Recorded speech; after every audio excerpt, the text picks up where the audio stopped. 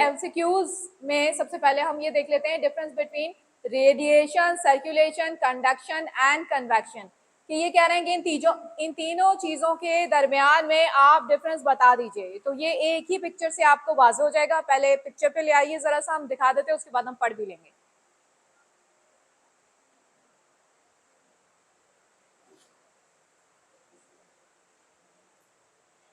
जी, ये हमारी पिक्चर है। थोड़ा सा अगर ये वाज़ेह और हो जाती ऊपर करके, ये जी कन्वेक्शन, इसमें आप देख रहे हैं कन्वेक्शन भी आपको नजर आ रही है, कंडक्शन भी नजर आ रही है, रेडिएशन भी। रेडिएशन हमेशा याद रखना इस तरह की एनर्जी होती है जो हीट से जनरेट करती है, डेवलप होती है। जिस तरह हम कहते हैं सन से रेडिएशन आ रही है, ठीक है, ओजोन लेयर उनको फिल्टर कर रही है, तो ये रेडिएशन है जो निकल रही होती हैं। तो यहाँ आपको हीट से, आपको फायर से और इससे रेडिएशन भी निकलती नजर आ रही है। अच्छा, एक चीज होती है कंडक्शन। कंडक्शन का मतलब होता है एक चीज से दूसरी चीज में जब आप टच करेंगे उसे और इस तरह से गुजारेंगे, अगर आपने हाथ से ही पकड़ा हुआ है तो आप हाथ से तवा पकड़ लें, हाथ से पतीली पकड़ लें, कोई भी चीज, तो वो फौरन जो है एक जगह से दूसरी जगह ट्रांसफर होती है। इस चीज को हम क्या कहते हैं? कंडक्शन कहते हैं। और कन्वेक्शन क्या होती है? कन्वेक्शन हमेशा याद रखना कि जब हम सन पढ़ रहे थे तो उसमें भी हमने आउटर वाली लेयर में हमने पढ़ा था कि कन्वेक्शन होती है। वो कन्वेक्शन क्या होती है कि इस तरह करके आपस में जो ठंडी जगह बाहर होती है वो अंदर जाने की कोशिश करती है और अंदर से जो गर्मी वाली चीज होती है वो बाहर जाने की। तो इस तरह गोल गोल गोल गोल करके इस तरह की चीज जो है वो पूरे गिर्द जो है वो होने लगती है। ये आपको नजर आ रहा है कि ऊपर से जो ठंडी एयर है, जो ठंडी चीजें वो इसके अंदर दाखिल हो रही है और यहाँ से आपको नजर आ रहा है। तो कन्वेक्शन का अमल भी यहीं के ऊपर ही आपको नजर आ गया। अंदर जो आपको एरोज दिख रहे हैं पतीली के अंदर, जो एरोज आपको दिख रहे हैं कि वो जगह जो है वो एक्सचेंज कर रहे हैं, जो अंदर से गर्म भाप है वो बाहर निकल रही है और बाहर की ठंडी जो है वो होके नीचे जगह उसको चेंज करने की कोशिश कर रही है। तो ये चीज कन्वेक्शन भी हो रही है। तो तीनों चीजें आपको एक ही पिक्चर के अंदर नजर आ गई कि तीनों तरह से एनर्जी जो है वो किस तरह ट्रेवल कर रही है। एक हो गई रेडिएशन। रेडिएशन में क्या समझ में आया, कैसे हुई? कि बाहर निकल रही है, ठीक है, वो जी कोई हीट है, कोई ऐसी जगह है जहां से वो बाहर निकलने की कोशिश कर रही है। कन्वेक्शन में क्या हुआ? वो जो है इस तरह से आपस में ठंडी जगह गर्म की जगह लेने की कोशिश करे, गर्म बाहर, तो वो आपस में इस तरह ट्रेवल, इस तरह से करके गोल गोल घूमते, ये कन्वेक्शन कहलाता है। तो कंडक्शन में क्या हो रहा है? जैसे ट्रांसफर हो रही है, आपने जैसे उसको टच किया आपके हाथ भी गर्म हो गया या खुदा ना करे जल गया या कोई ऐसा चीज जो है इसके अंदर हुई, तो एक जगह से दूसरी चीज में ट्रांसफर हो रही होती है, ये कंडक्शन का अमल होता है। तो ये तीनों चीजें अब थोड़ा सा पढ़ भी लेते हैं अलग अलग। Radiation, conduction, convection are three different mechanisms by which heat can be transferred between objects or substances. Radiation is the transfer of heat energy through electromagnetic waves. ठीक है, रेडिएशन में आपको वेव्स निकलती हुई नजर आएंगी एक जगह से दूसरी जगह, और इसकी बेहतरीन मिसाल सन भी है। मैंने एग्जांपल के तौर पे आपको बताया कि सन से जो आप आ रही होती है तो उन्हें कहते हैं कि रेडिएशन आ रही है जो ओजोन लेयर फिल्टर करके हमारे तक पहुंचा रही है। तो वो जो है वो आपको रेडिएशन की भी मिसाल।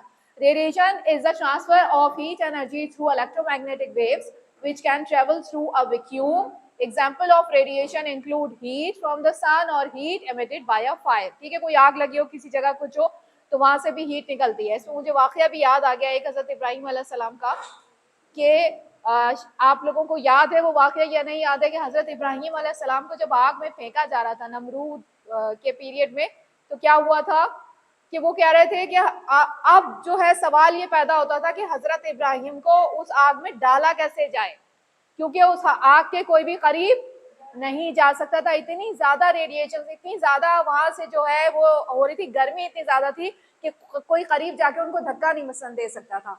तो उसके लिए सबसे दुनिया की सबसे पहली तोप बनी थी जिसका नाम मिंजनीक रखा गया था। ठीक है, उस तोप के अंदर उनको बांधा गया था और बांध के उनको इस तरह करके, जिस तरह गुलैल आपने देखी होगी ना, इस तरह करके पीछे से खींचते और आगे वो जाता है।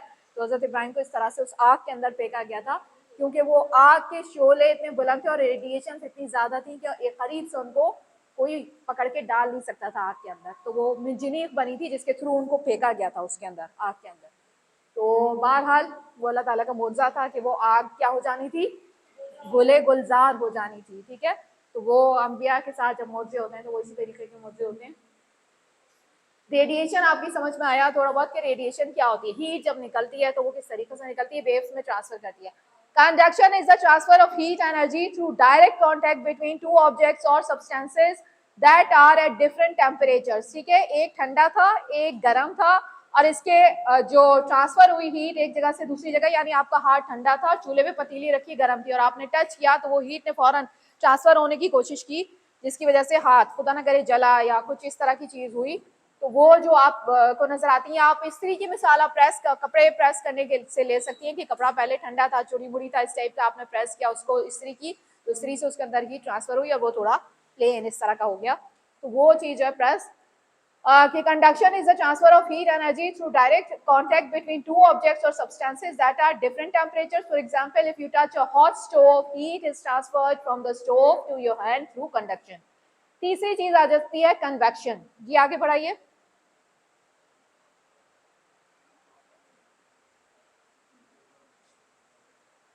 Convection is the transfer of heat energy through the movement of fluids such as air or water. When a fluid is heated, it becomes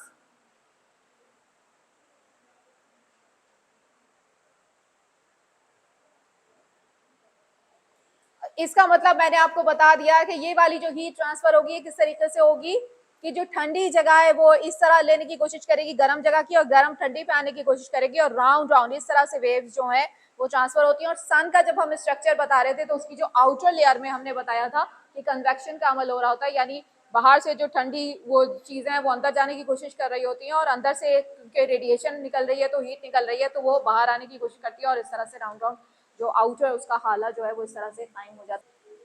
The conduction is the transfer of heat energy through direct contact between two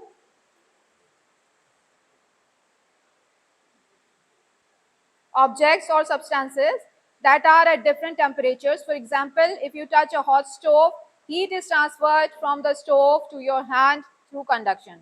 और convection जो हम पढ़ रहे थे कि ये किस तरह से होती है, convection is the transfer of heat energy through the movement of fluids such as air or water. When a fluid is heated, it becomes less dense and rises, carrying heat with it. The cooler, denser fluid then moves into the replace it.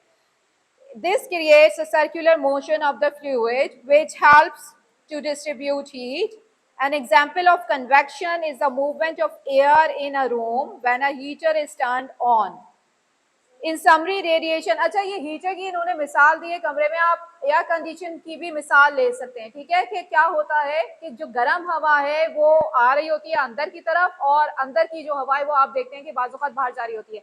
अच्छा, बहुत सारे घरों में इस तरह भी system किया हुआ होता है कि एक कमरे में आपका एसी है और आपने क्या किया होता है, वहां से थोड़ा सा होल या करके दूसरे कमरे में आपने किया होता है और उसमें आप एग्जॉस्ट फैन लगा देते हैं। तो उसके थ्रू क्या हो रहा होता है कि जो एयर है, कूलर एयर उस तरफ जा रही होती है और वहां से जो गर्म हवा होती है वो अंदर दाखिल होती है, उसको वो ठंडा कर रहा होता है। तो वो इस तरह से एक दूसरे की जो जगह रिप्लेस कर रहे होते हैं उसको हम क्या कहते हैं, कॉन्वेक्शन। ठीक है, तीन तरह की आपने एनर्जीज पढ़ी, कौन कौन सी ट्रांसफर जो हो रही है, किस तरह से ट्रांसफर हो रही है, रेडिएशन, कन्वेक्शन और कंडक्शन। ठीक है, नेक्स्ट क्वेश्चन हमारा आ जाता है, the highest heating valve of is of garbage, hospital waste, rubbish, industrial waste. अब इन्होंने पूछा है कि हाईएस्ट वैल्यू किसकी होती है, गार्बेज की, हॉस्पिटल वेस्ट की ज्यादा जो है वो डेंस होता है, रबिश होती है, या फिर इंडस्ट्रियल वेस्ट किसकी जो हीटिंग वैल्यू है या हीटिंग वॉल्व है वो ज्यादा होता है। तो इसमें ये कह रहे हैं it is not appropriate to compare the heating value of garbage, hospital waste and rubbish and industrial waste, as they are complex mixtures of different materials and their heating values can vary widely depending on the composition of processing method. However, in general, industrial waste such as plastic, rubber and chemical waste can have a higher heating value compared to household waste and hospital waste, which mainly consist of organic materials such as food waste and paper. This is because industrial waste may contain more energy dense materials such as plastics and chemicals that have a higher calorific value. It is important to note that while heating, the value of waste can be used as a measure of its energy content. The disposal of waste in a responsible and sustainable manner should be the primary concern. Proper waste management practices such as recycling, composting, and waste to energy conversion should be employed to reduce the amount of waste that ends up in landfills and to minimize environmental impact. इन्होंने पूछा है कि कौन सी waste की heat value ज्यादा है. इन्होंने examples कौन कौन सी दिए? हॉस्पिटल का वेस्ट इन्होंने क्या दिया, हाउस वेस्ट इन्होंने क्या दिया, गार्बेज वगैरह, और इन्होंने इंडस्ट्रियल वेस्ट. तो किसकी होगी? डेफिनेटली जो समझ में आता है इंडस्ट्री. इंडस्ट्री से जो वेस्ट निकलता है उसकी हीटिंग वैल्यू सबसे ज्यादा होती है. वहाँ प्लास्टिक निकल रही होती है, वहाँ से केमिकल्स निकल रहे होते हैं, वहाँ से इस किस्म की चीजें जो घरों से अमूमन इतनी ज्यादा नहीं निकलती, ना हॉस्पिटल से निकलती हैं. तो इसमें सबसे ज्यादा जो हीटिंग वो आएगा वो इंडस्ट्रियल वेस्ट ही आएगा. अच्छा, दूसरी नेक्स्ट क्वेश्चन जो ये पूछ रहे हैं, which two gases are 99% of earth atmosphere. तो ठीक है, ये वैसे ही आपको पता होता है कि नाइट्रोजन एंड ऑक्सीजन. ठीक है, the two gases that make up approximately 99% of Earth's atmosphere are nitrogen and oxygen. Nitrogen makes up about 78% of the atmosphere, while oxygen makes about 21%. The remaining 1% is composed of trace gases such as argon, carbon dioxide, neon, helium, methane, and ozone, among others.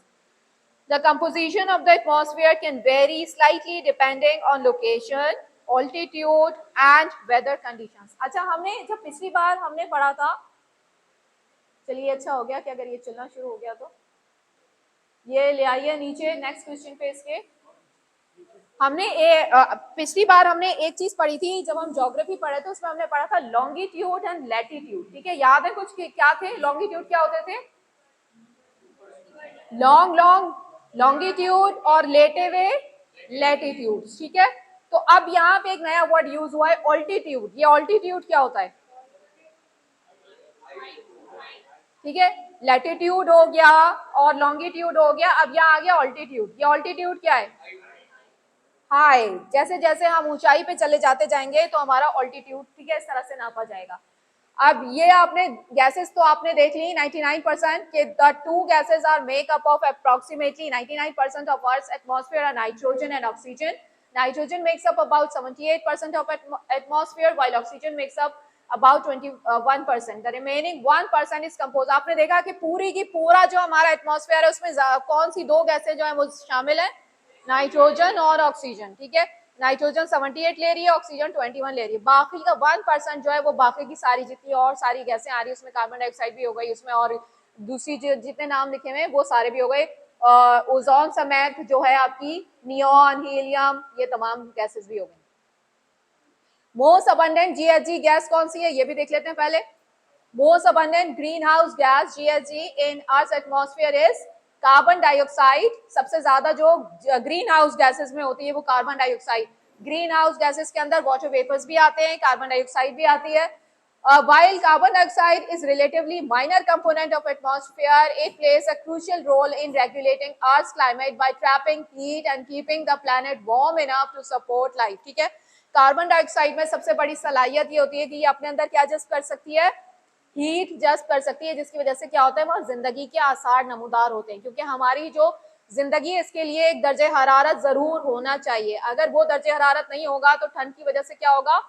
पौधे भी नहीं रह सकेंगे, पौधे भी गल जाएंगे और इंसान भी ज़हूर पजीर हयात जो है उसकी वो जो है पॉसिबल नहीं रह पाएगी. तो उसके लिए एक किस्म की हमारे लिए क्या जरूरी है? हीट जो है, दर्जे हरारत, वो हमारा एग्जिस्ट करना चाहिए. और वो कौन करता है हमारे इर्द गिर्द? कार्बन डाइऑक्साइड करती है. क्योंकि कार्बन डाइऑक्साइड में ग्रीन हाउस गैसेस में से एक गैस कार्बन डाइऑक्साइड, जिसके अंदर ये सलाहियत मौजूद है कि वो अपने अंदर क्या कर सकती है? हीट ट्रैप कर सकती है. एक वो, और वाटर मॉलिक्यूल्स के लिए भी ये बात कही जाती है, अलबत्ता इस पे बहस चल रही है, अभी डिबेट हो रही है कि वाटर मॉलिक्यूल जो होते हैं उनके अंदर भी कहा जाता है कि ये भी अपने अंदर हीट जज्ब करते हैं. ठीक है, लेकिन कभी मैं इसकी मिसाल ये देती हूँ कि कभी ऐसा हुआ कि बहुत तेज धूप हो रही है, ठीक है, और आपने क्या किया? आप चले गए ग्रीनरी में, ठीक है, दरख्त था कोई, दरख्त के नीचे गए. तो अब मुझे बताना कि वहां क्या तुम गर्मी ज्यादा फील करोगे? ठीक है, तुम्हारा शहर कराची कहाँ आबाद है? समंदर के किनारे आबाद है. और सिंध का ही एक शहर उठा लो, थर का एरिया, ठीक है, जो थर का इलाका, खुश्क जमीन जहाँ रेगिस्तान।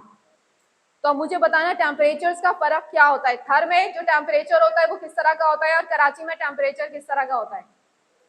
पानी के लिए जो ये मिसाल दी जा रही है कि वाटर वेपर्स हमारे इर्द गिर्द मौजूद है, ग्रीन हाउस गैस के हवाले से बात की जाती है कि वाटर वेपर्स में भी जबरदस्त, जिस तरह कार्बन डाइऑक्साइड की बात की कि इसमें जबरदस्त सलाहियत होती है किस चीज की, हीट ट्रैप करने की, इसी तरह से वाटर वेपर्स के लिए भी यही बात की जाती है। वाटर वेपर्स हीट तो ट्रैप करते हैं लेकिन हीट फैलाते नहीं, ठीक है। क्या करते हैं, कूल डाउन करते हैं वाटर वेपर्स। अल्लाह ताला ने ये सलाहियत रखी पानी के अंदर कि वो गर्मी को जस्ट तो करता है लेकिन हरारत फैलाता नहीं है। क्या होता है, दिन भर पानी, कराची के पास जो लोग रहते हैं वो जानते हैं ये बात कि दिन भर पानी जो है समंदर वो गर्मी जस्ट करता है और रात को क्या हो जाता है, ठीक है, सुबह होते होते, रात को तो वो थोड़ा गर्म रहता है थोड़ा एरिया, लेकिन सुबह होते होते वो पानी क्या हो चुका होता है, ठंडा हो चुका होता है, कूल डाउन, वहां जो ठंडी हवाएं चल रही होती हैं, ठीक है। तो ये पानी की जो सलाहियत, ये जो अब इसके ऊपर डिबेट चल रही है बाकायदा, इसके ऊपर वो हो रहा है कि ग्रीन हाउस गैसेस में से वाटर वेपर जो है वो आया कि वो क्या हीट ट्रैप कर रहा है और हीट फैला रहा है अपने लिए, जिस तरह कार्बन डाइऑक्साइड की वजह से जो है वो हमें थोड़ी हरारत फील होती है, तो क्या वाटर वेपर की वजह से ऐसा हो रहा है या नहीं हो रहा। क्योंकि जो अहदीस हमारे पास आई उनमें भी यही आया क्या कि जहां दरख्त होंगे वहां बादल आएंगे और जहां बादल आएंगे वह बारिश होगी, ठीक है। तो अब अगर बारिश हो रही है तो माहौल क्या होगा आपका, ठंडा हो जाएगा, कूल डाउन हो जाएगा, एक तो ये बात, और दूसरे अगर धूप भी शदीद हो और आप दरख्त के साए में चले जाएं, बारिश नहीं भी हो रही अभी, ठीक है, तो क्या आप गर्मी फील करते हैं या नहीं करते हैं, ठीक है। तो ग्रीन हाउस गैसेस के ऊपर ये सारी डिबेट जो है ये अभी मरहले में है। जहां तक आपसे कहा जाता है कि जनाब ये जो है कार्बन डाइऑक्साइड, या आप क्या करें कि ग्रीन, एक सवाल आपका खुद भी 5 नंबर का सवाल, 20 नंबर का कह रही 5 नंबर का सवाल आपका जो इसमें आ जाता है कि ग्रीन हाउस इफेक्ट जो है वो ब्लेसिंग के साथ साथ एक कर्स भी है, ठीक है।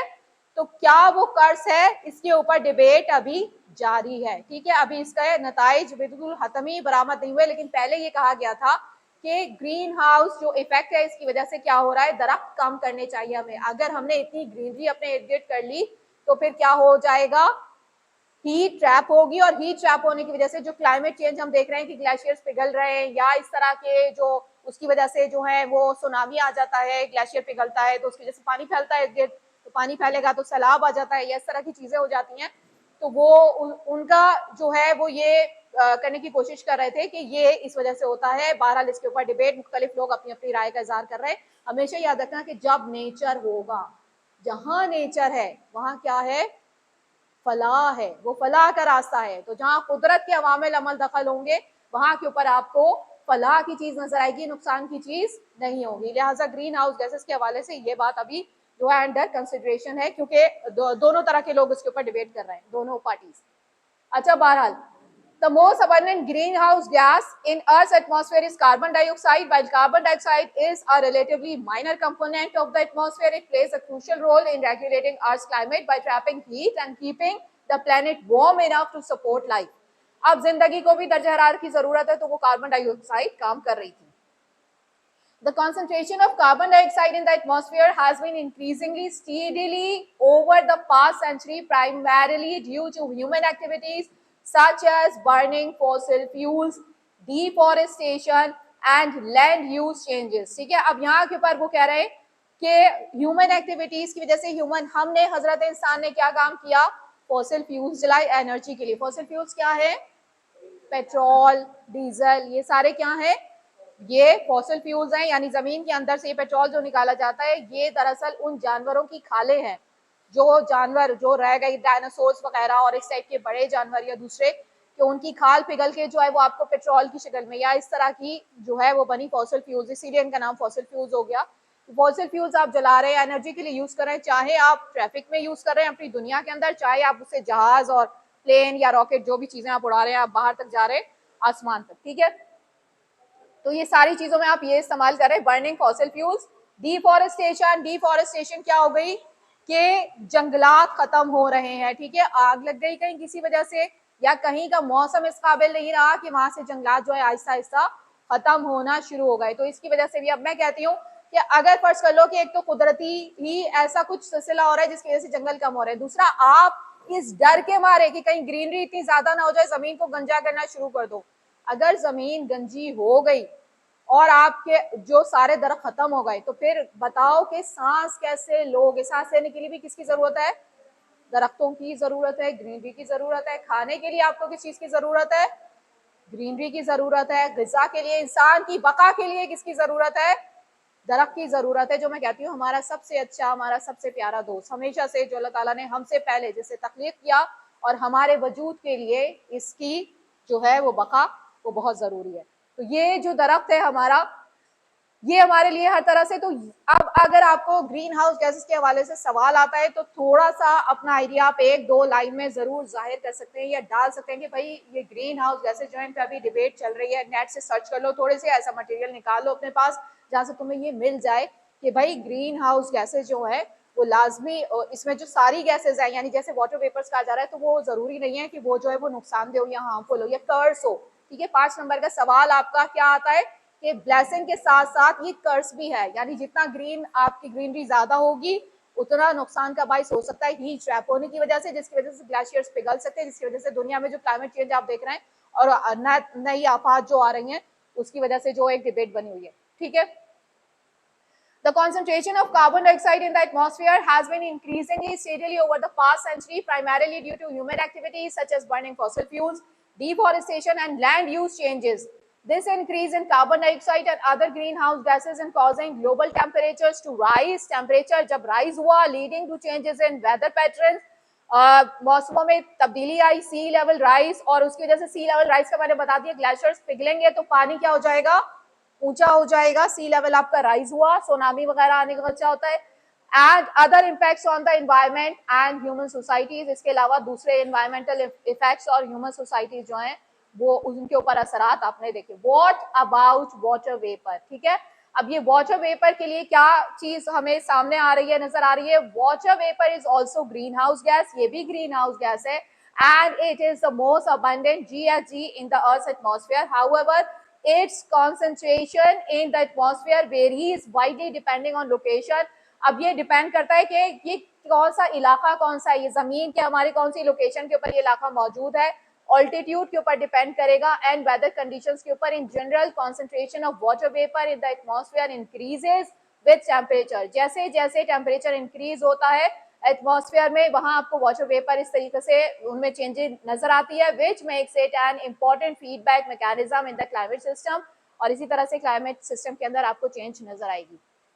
While water vapor is potent greenhouse gas, its concentration is not directly affected by human activities like carbon dioxide and other human-made gases।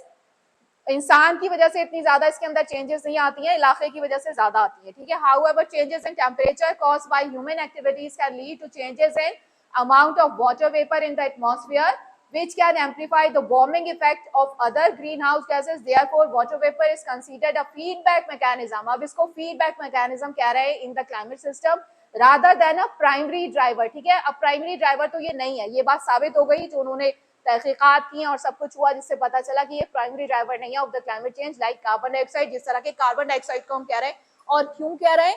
क्योंकि कार्बन डाइऑक्साइड इंसान खुद फॉसिल फ्यूल जलाने से और इससे जनरेट कर रहा है, इस वजह से। What are हेलोकार्बन्स? अब हेलोकार्बन्स के बारे में आपसे पूछा जा रहा है कि ये क्या होते हैं, हेलोकार्बन्स क्या है? तो हेलोकार्बन्स क्या है? हेलोकार्बन्स ऑल्सो नोन एज हेलोजेनेटेड हाइड्रोकार्बन्स और क्लोरोफ्लोरोकार्बन्स यानी CFCs। अगर आप कहीं भी नाम लिखा देखिए, बहुत ज्यादा ये नाम इस्तेमाल होता है जब आप एनवायरमेंटल साइंस कोई भी चीज खरीदते हैं, उठाते हैं या इन्वायरमेंट से रिलेटिव होती है इस तरह, तो आपको ये CFC जो है इसका नाम लिखा नजर आएगा और इसका मतलब होता है chlorofluorocarbons are organic compounds that contain one or more halogens such as chlorine, fluorine, bromine or iodine in their molecular structure। Halocarbons are human-made compounds that were widely used as refrigerants, solvents, propellants and foam blowing agents। ठीक है, जिन चीजों में foam आपको नजर आता है बनता हुआ, झाग बहुत ज्यादा बनते हैं, रेफ्रिजरेटर्स होते हैं जहां आइसिंग हो रही होती है, सॉल्वेंट्स होते हैं, इस तरह में ये सारी चीजें मौजूद होती हैं हेलोकार्बन्स। However, it was discovered that they have negative impact on the ozone layer in the stratosphere, which protects Earth from harmful ultraviolet radiation from the sun। अब ये कहाँ असर डाल रहा है? तो याद रखना कि हमारी जो जमीन है इसके ऊपर परतें हैं 5, इसके जैसे जैसे मॉल्टीट्यूड वाइज ऊपर चले जाते जाएंगे वैसे वैसे इसकी परतें आती चली जाएंगी। सबसे पहली वाली परत को क्या कहते हैं? ट्रोपोस्फियर। ठीक है, सबसे पहला वाला जिसमें हम लोग रहते हैं, इंसान रहते हैं, पहाड़ हैं, जंगल है, सारा कुछ है, ये कौन सी है? ट्रोपोस्फियर। इसके बाद जो सेकंड वाली लेयर आती है वो कौन सी है? स्ट्रेटोस्फियर। स्ट्रेटोस्फियर के मुतालिक 5 नंबर का आपका सवाल आया हुआ है कि स्ट्रेटोस्फियर में 2 ऐसी कौन सी चीजें हैं, तो याद रखना एक चीज तो है आपकी ओजोन लेयर, और दूसरी चीज क्या है कि जहाज वगैरह जो आपके उड़ते हैं, जो सारी चीजें होती हैं वो कहाँ पे होते हैं? स्ट्रेटोस्फेयर में, क्योंकि वो बिल्डिंग से या पहाड़ से थोड़ा सा ऊपर उनकी जो है जगह रखी जाती है, तो वो जो फ्लाई कर रहे होते हैं या जो कुछ होता है तो वो सारा कुछ रॉकेट और ये चीजें जो आप देखते हैं वो स्ट्रेटोस्फेयर के अंदर हो रही होती हैं। ठीक है, तो स्ट्रेटोस्फेयर की ये 2 चीजें हैं जो आपके पास आई हुई हैं। अच्छा जी, halocarbons are human made compounds that were widely, अच्छा ये जो ये नेगेटिव असर डालता है ओजोन लेयर के ऊपर, ये जो क्लोरोफ्लोरोकार्बन्स होते हैं ये आपकी ओजोन लेयर को फाड़ते हैं। ओजोन लेयर किस लिए है, क्या काम कर रही है? वो एक छलनी का काम कर रही है। ठीक है, फिल्टर कर रही है। किस चीज को फिल्टर कर रही है? जो सन से जो हार्मफुल जो रेडिएशंस आ रही हैं, इसमें बहुत सारी रेडिएशंस होती हैं, इसके अंदर alpha rays, beta rays, gamma rays. ठीक है, इसके अंदर विब्ग्योर होता है, विब्ग्योर पता है ना, जो कौन कौन से वॉयलेट और ये सारे जो इंडिगो जो कलर्स होते हैं सारे, वो वाली रोशनियां। इसके अलावा कौन सी होती हैं? माइक्रोवेव जो रोशनियां होती हैं, ठीक है, एक्सरेज वगैरह, इस तरह की चीजें सबको फिल्टर कर रहा है कौन? Ozone layer. वहां से जो फिल्टर होकर जो हीट हमारे पास आ रही है वो हीट क्या है? इंसान के लिए फ्रूटफुल है, जरूरी है। कहते हैं अगर किसी को बीमारी होती है हड्डियों की, क्या कहते हैं? भाई आप जाओ थोड़ी सी धूप लो। ठीक है, तो वो धूप क्या होती है? जो ओजोन से फिल्टर होकर आ रही है, वो फायदे की चीज है हमारे लिए। लेकिन अगर ओजोन बीच में से गायब हो जाए और वो वाली रेज आना शुरू हो जाए तो फिर क्या होगा? जल सकते हैं, पौधे जल जाएं। ठीक है, पौधे जल सकते हैं, इंसान की स्किन जो है वो प्रॉब्लम का शिकार हो सकती है। इस तरह से जो है इंसानी वजूद, इंसानी जानवर जो भी चीजें जितनी हयात या जो भी है उनको नुकसान खतरा हो सकता है। तो इन वजूहात की बिना से क्या हो रहा है, जो हम लोग जो कारकर्दगी कर रहे हैं, इंसानों की हजरत है, इंसान की वजह से क्या हो रहा है? ओजोन लेयर के अंदर सुराख पैदा हो रहा है। ठीक है, जो खतरा हो सकता है, खतरे का बाइस है। लेकिन आहिस्ता आहिस्ता एक नेचुरल वेज अल्लाह ताला ने सबसे बड़ी, अल्लाह ताला का अदल जिसे हम कहते हैं वो ये है कि कोई चीज भी अगर खराब होती है या टूट फूट शुरू होती है तो दोबारा से उसकी रीमेकिंग शुरू हो जाती है। ठीक है, इसकी सबसे बड़ी मिसाल हमारे अंदर आपने देखा क्या हुआ कोविड के दिनों में, क्या हमारे अंदर इंजेक्ट कर दिया गया? वैक्सीनेशन, जरासीम इंजेक्ट किया ना। क्यों जरासीम इंजेक्ट किया? क्योंकि साइंटिफिकली ये साबित हो गया कि अल्लाह ताला ने हमारी बॉडी के अंदर क्या रखा है? इम्यून सिस्टम रखा है। ठीक है, इम्यून सिस्टम क्या करेगा कि जैसे जरासीम हमारी बॉडी में जाएगा तो अल्लाह की कुदरत से वो उसको फाइट बैक करेगा। ठीक है, और क्या होगा कि हमारी बॉडी इस काबिल हो जाएगी कि उससे मुकाबला कर सके और जो है वो उसका असर बाकी ना रहे। तो वो ये चीज कुदरती तौर पे, तो ओजोन लेयर भी अगर खराब हो रही है तो वो कुदरती तौर पे बन भी रही है, लेकिन प्रोसेस इतना स्लो है कि नुकसान ज्यादा होने का खदशा हो सकता है। ठीक है, तो ये जो ओजोन लेयर है इसमें सुराख discover that they have a negative impact on the ozone layer in the stratosphere which protects earth from harmful ultraviolet radiation from the sun.